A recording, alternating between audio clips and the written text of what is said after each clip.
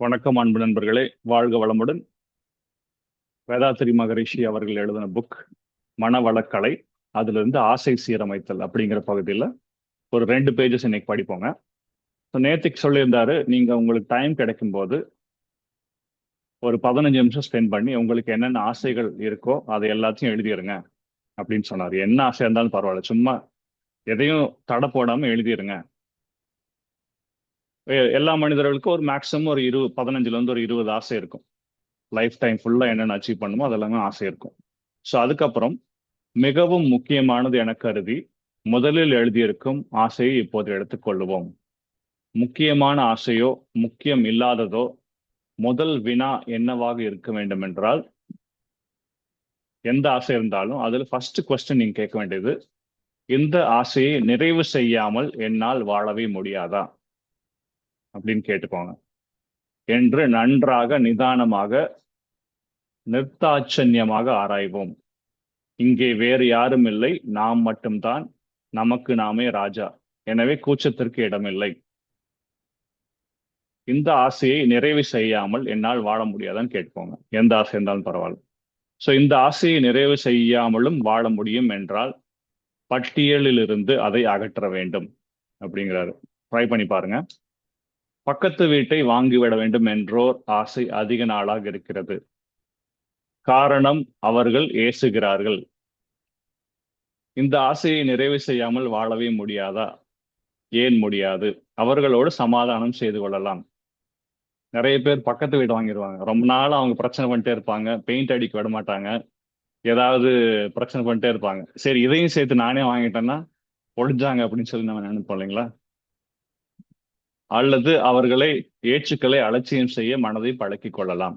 காலப்போக்கில் எல்லாம் சரியாகிவிடும். இந்த ஆசையும் இது போன்ற தேவையற்ற ஆசைகளும் இனி என் மனதில் தோன்றா. அவற்றிற்கு இடம் கொடுத்து மீண்டும் ஒரு தற்சோதனை வரை கொண்டு வர மாட்டேன் என்று சங்கல்பம் ஏற்க வேண்டும். இனிமே இந்த தேவையற்ற ஆசை எனக்கு வரவே கூடாதுன்னு ஒரு சங்கல்பம் எடுத்துக்கோங்க. இப்போது நமது மனம் எவ்வளவு லேசாக இருக்கிறது. ஓர் ஆசையை வென்றாயிற்று. இந்த வெற்றியால் மனதிற்கு புதிய பலம் கிடைத்திருக்கிறது. அந்த பலத்தோடு அடுத்த ஆசையை எதிர்கொள்வோம். இந்த ஆசை தேவைதான், இதனை நிறைவு செய்யாமல் வாழ முடியாது என்று கண்டால் இந்த இடத்தில் மற்றொரு வினாவினை போட வேண்டும்.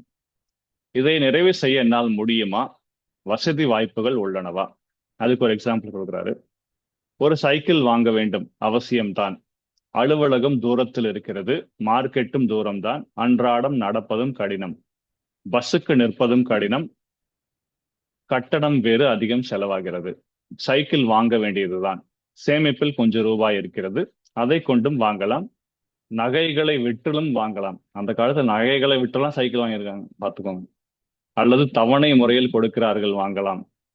சைக்கிளே 100 ரூபாய் 600 ரூபாய் தான் இருக்கும் அந்த காலத்துல, எனக்கு எவ்வளவு தெரியல. எங்க அப்பா ஒரு 10 வருஷத்துக்கு முன்னாடி ஒரு 300 ரூபாய்க்கு ஒரு சைக்கிள் வாங்கிட்டு வந்தாரு.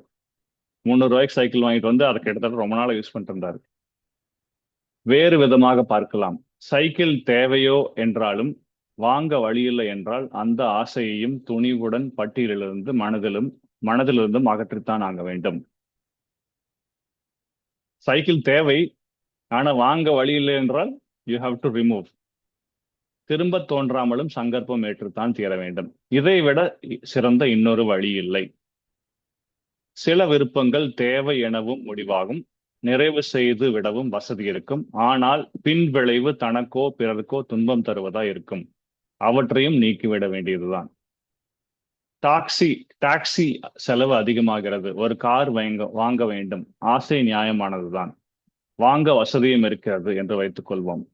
வாங்கிய பிறகு பெட்ரோலுக்கும் மற்ற பராமரிப்பு செலவுக்கும் டிரைவர் சம்பளத்திற்கும் ஆகும் தொகை டாக்ஸி செலவை விட 2 மடங்கு வரும் என்று கணக்கு வந்தால் என்ன செய்வது? ஸோ நீங்க ஒரு டாக்ஸி ஒரு ஒரு மாசத்துக்கு ஒரு 5000 ரூபாய் யூஸ் பண்றீங்கன்னு வச்சுக்கோங்களேன்.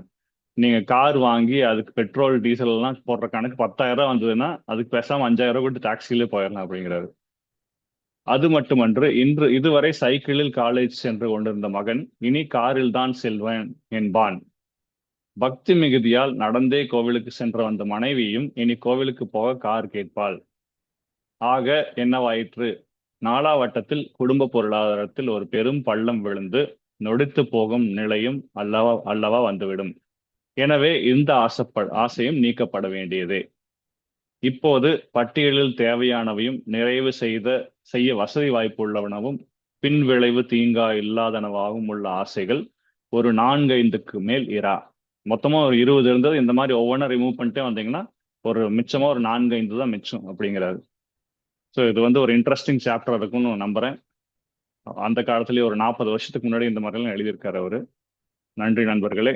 Have a wonderful day. வாழ்க வளமுடன். God bless you all.